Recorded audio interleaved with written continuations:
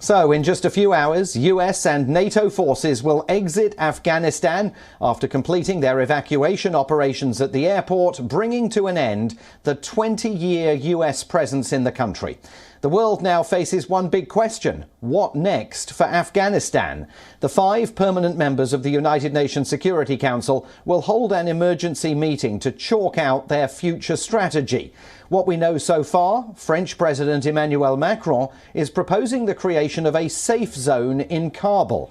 It would ensure continuation of humanitarian operations to protect people leaving the country.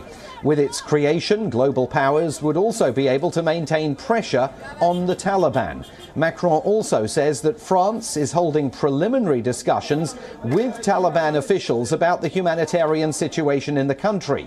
He has underscored that this doesn't mean that France is recognizing the Taliban as Afghanistan's government. The French president has outlined 3 key areas which he says the Taliban would be required to follow. Let's be clear, those who are in control of Kabul and the territory of Afghanistan are the Taliban. It doesn't imply that we will recognize them because we have laid out conditions. The first thing is for the Taliban to abide by the humanitarian law and to protect all of those who have the right to be protected by asylum. The second thing is that they must be very clear with all terrorist groups. If they join with terrorist groups in the region, obviously that will be unacceptable to us. The third thing is respect of human rights, our values, in particular the dignity of Afghan women. Meanwhile, the US will be holding a virtual ministerial meeting on Afghanistan with countries including Canada, France, Germany, Italy, Japan, the UK, Turkey and Qatar, along with the European Union and NATO. The participants will discuss an aligned approach for the days ahead. Later in the day, Secretary of State Antony Blinken will also be speaking on US efforts since August the 14th, the day the Taliban seized power in Kabul. A day ahead of the troop pull-out deadline over the weekend, he claimed that only 250 US citizens remained to be evacuated from Afghanistan. US National Security Advisor Jake Sullivan claimed that Americans who have decided to stay beyond the deadline, the US has a mechanism to get them out. Most countries have now completed their evacuation operations. 100 nations issued a joint statement over the weekend saying the Taliban has vowed to allow continued departures even after the US troop withdrawal deadline. China and Russia, however, were not among the signatories to that document. China has time and again showed its pro-Taliban stance. After it refused to sign the joint statement, the Chinese Foreign Minister Wang Yi told US Secretary of State Antony Blinken in a phone call that the international community should engage with Afghanistan's new Taliban rulers and positively guide them. China wants Washington to work with the international community to provide economic and humanitarian aid to Afghanistan, help the new regime run government functions normally, maintain social stability and stop the currency, the Afghani, from depreciating. India is also not part of the document issued by the 100 countries. New Delhi is still deliberating whether to adopt a watch and wait policy on Afghanistan, at least until there is clarity over any entity forming a government in Kabul. Let's cross live now to WION's correspondent Susan Tirani, who joins us once again from New York. Susan, a big meeting coming up at the United Nations Security Council, but with divisions evident. China and Russia not signing on to that statement that the White House released over the weekend on assurances offered by the Taliban. I mean, is there any reason for optimism that this Security Council meeting is going to get very far in determining an agreed stance going forward?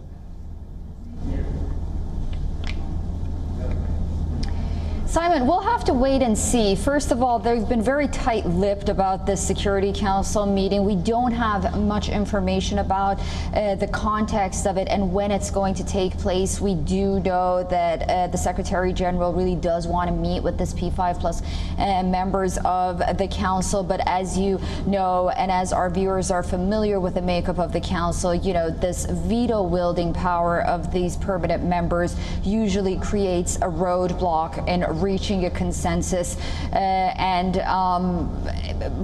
I think ultimately they'll have to really try to create an understanding on how to engage with the Taliban moving forward. But whether or not, you know, they'll try to reach an agreement on this particular aspect, we'll have to wait and see. We can't really make predictions right now. OK, Susan, stay with us. We're going to come back to you in a couple of minutes as we take a look at the domestic political situation here in America, engulfing President Joe Biden, whose actions are under close scrutiny. He's already been facing flack over the botched troop withdrawal from Afghanistan, and now he's facing renewed criticism, particularly on social media, for checking the time at an inappropriate moment. The Bidens were present at Dover Air Force Base on Sunday, attending what's known as a dignified ceremony of transfer of the fallen, as the US troops' bodies, those who were killed in last Thursday's suicide bombing attack on Kabul airport, returned to US soil. Social media users noticed Biden glancing at his watch during the ceremony.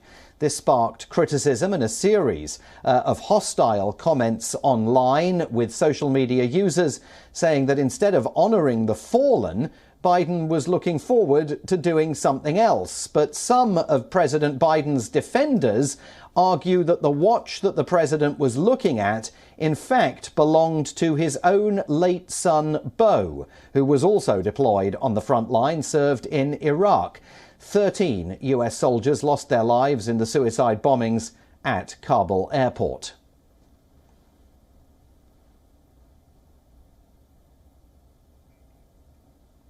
Republican Senator Lindsey Graham has slammed US President Joe Biden over the Afghan withdrawal. Lindsey Graham, like many other Republicans, is demanding the resignation of the American president. In an exclusive interview with CBS News, he called out Biden by saying that the botched withdrawal from Afghanistan had created conditions for another 9/11-like terror attack in the United States. The parade of horribles are about to unfold. We're leaving thousands of Afghan allies behind who fought bravely with us. We're going to leave hundreds of American citizens behind. The chance of another 9/11 just went through the roof. These drone attacks will not degrade ISIS. The number of ISIS fighters have doubled. We've turned our back on our allies, who's going to help us in the future, and we've set the conditions for another 9/11.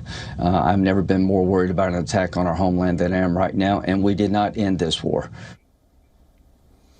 Lindsey Graham, of course, is not the only Republican to call for President Biden to resign or be impeached. Attacks on the president have significantly increased in the past few days over his handling of the Afghan crisis.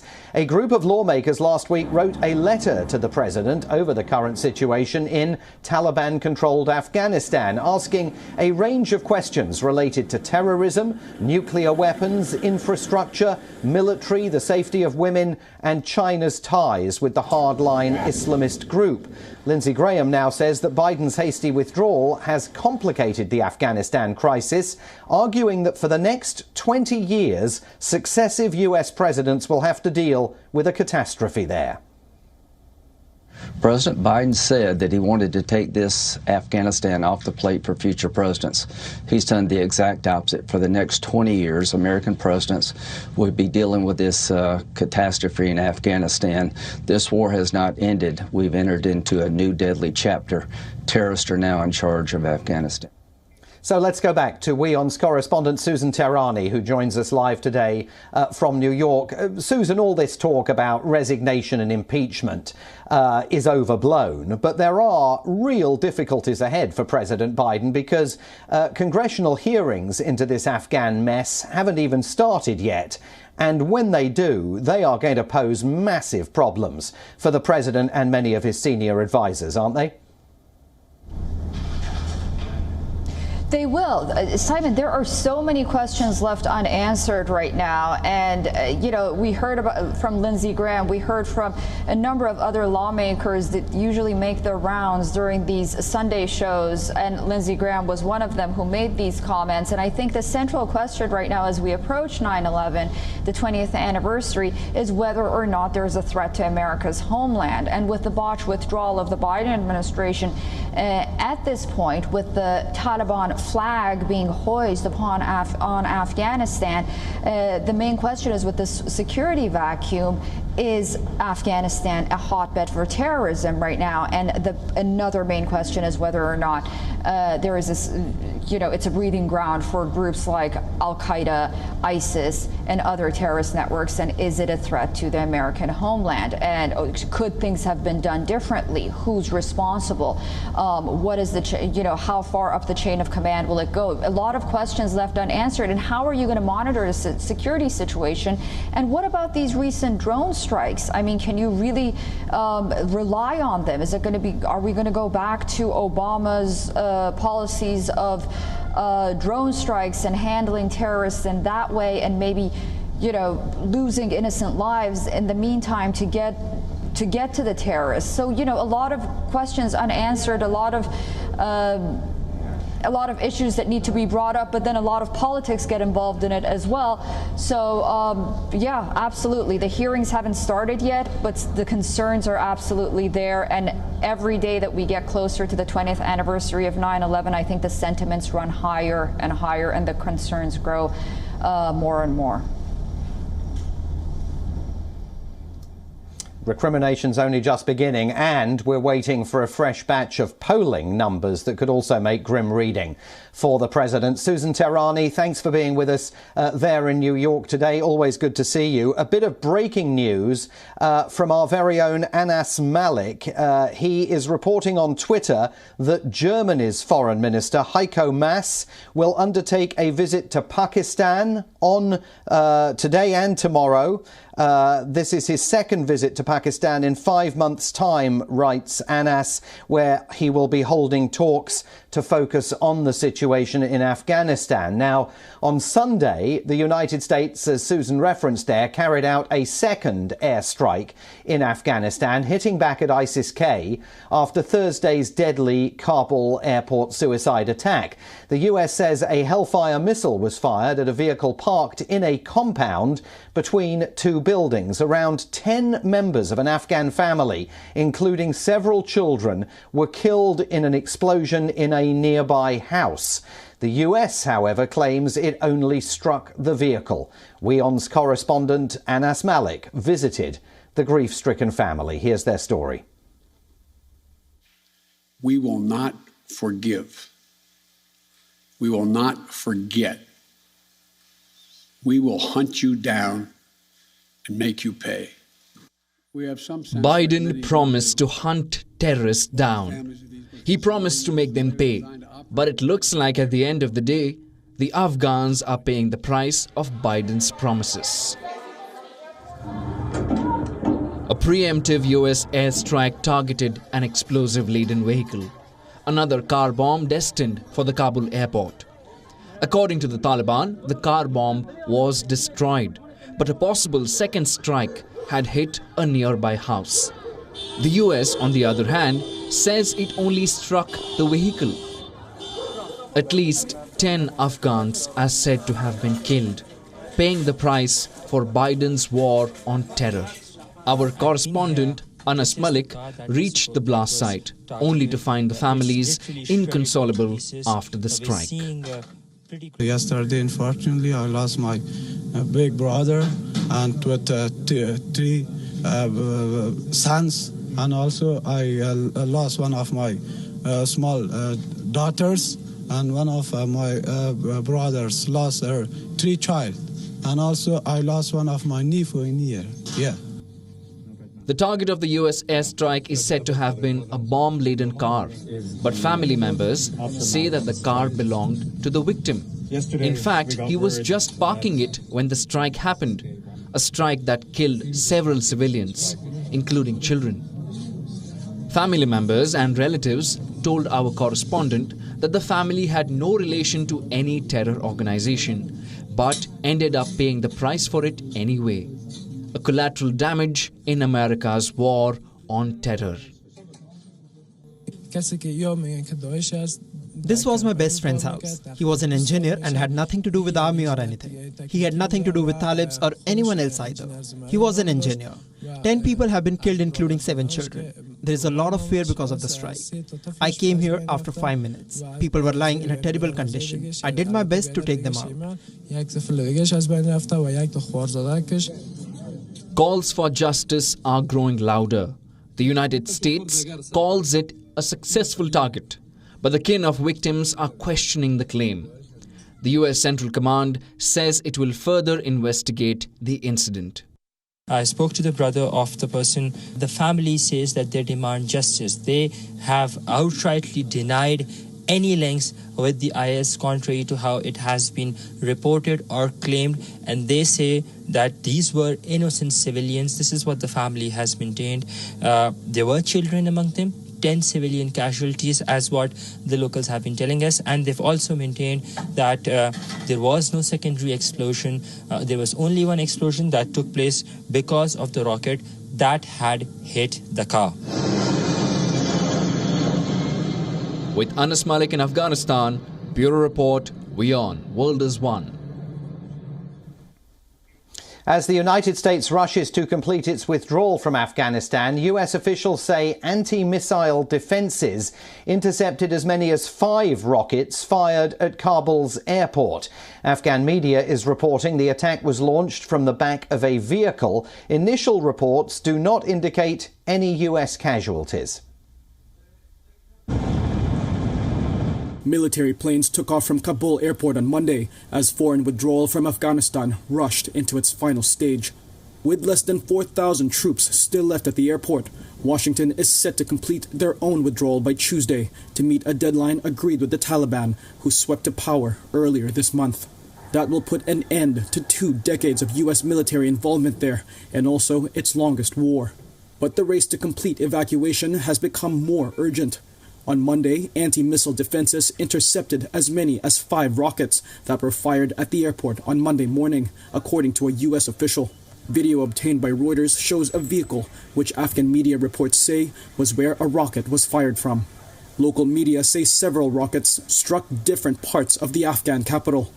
One U.S. official that chose to remain anonymous told Reuters that initial reports did not indicate any U.S. casualties. While the U.S. has evacuated more than 114,000 people, including foreign nationals and at-risk Afghans, tens of thousands of locals face being left behind. On the outskirts of Kabul, about 500 displaced families live in a camp run by an Australian non-profit charity, Maboba's Promise. Many have become desperate for food and security since the Taliban's swift takeover of the country threw it into turmoil.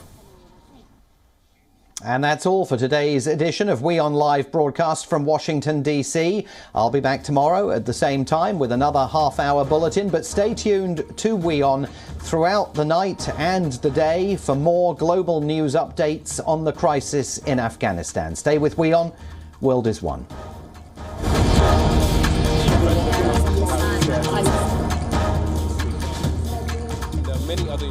This is right, Arab.